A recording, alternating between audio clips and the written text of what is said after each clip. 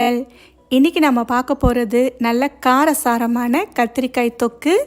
சுட சுட சாதமும் இந்த கத்திரிக்காய் தொக்கு மட்டுமே போதும். தொட்டுக்க வேறு எதுவுமே தேவையில்லை. சப்பாத்திக்கும் நல்லாயிருக்கும். ரசம் சாதம், தயிர் சாதத்துக்கூடையும் சாப்பிட்லாம். இந்த பேச்சுலர் ஸ்டைல் கத்திரிக்காய் தொக்கு எப்படி பண்ணலான்னு வாங்க பார்க்கலாம்.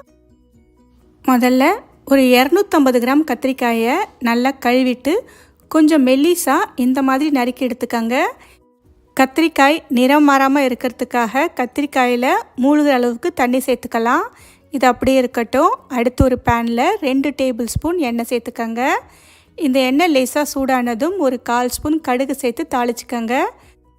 ஒரு 7-8 வெந்தயம் சேர்த்துக்கங்க.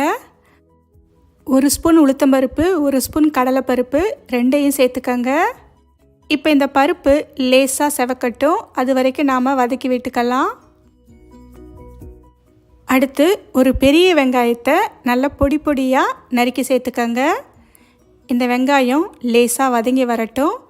வெங்காயம் வதக்கும் போதே ஒரு 5 பச்சை மிளகாயை கீறி சேர்த்துக்கங்க. கூடவே கொஞ்சமாக கருவேப்பிலை. இப்போ இந்த வெங்காயம் லேசாக வதங்கி கண்ணாடி பதம் வர வரைக்கும் நாம் இதை வதக்கி விட்டுக்கலாம். வெங்காயம் வதங்கி வந்ததும் ஒரு 1/2 ஸ்பூன் அளவுக்கு இஞ்சி பூண்டு விழுது சேர்த்துக்கங்க.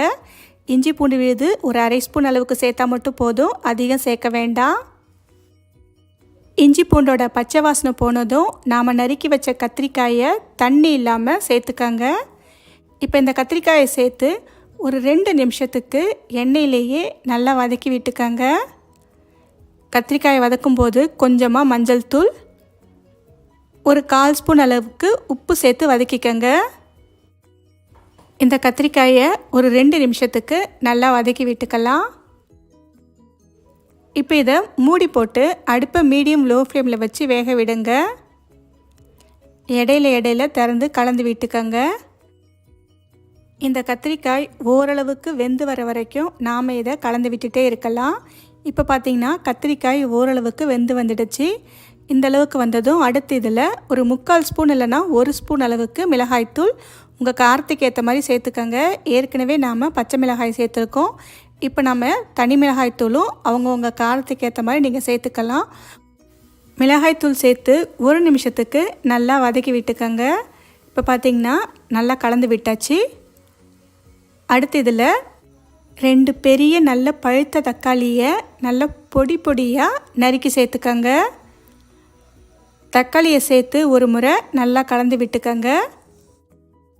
அடுத்து தேவையான அளவு உப்பு சேர்த்துக்கங்க. ஏற்கனவே கத்திரிக்காயை வதக்கும் போது உப்பு சேர்த்துருக்கோம். அதனால் உப்பு உங்கள் தேவைக்கு ஏற்ற மாதிரி சேர்த்துக்கங்க. இந்த சமயத்தில் உப்பு சேர்த்து ஒரு முறை நல்லா கலந்து விட்டுக்கலாம். திரும்பவும் மூடி போட்டு இதை வேக விடுங்க. அடுப்பை மீடியம் லோ ஃப்ளேமில் வச்சு இந்த தக்காளி நல்லா சாஃப்டாக வதங்கி வர வரைக்கும் மூடி போட்டு வேக விடலாம். இடையில திறந்து கலந்து விட்டுட்டே இருங்க. கொஞ்ச நேரத்துலேயே தக்காளி இந்தளவுக்கு வதங்கி கரைஞ்சி வந்துடுச்சு. இந்தளவுக்கு வந்ததும் அடுத்து இதில் ஒரு 1/2 ஸ்பூன் அளவுக்கு மல்லித்தூள் சேர்த்துக்கங்க. இந்த மல்லித்தூள் சேர்த்து ஒரு முறை நல்லா கலந்து விட்டுக்கங்க.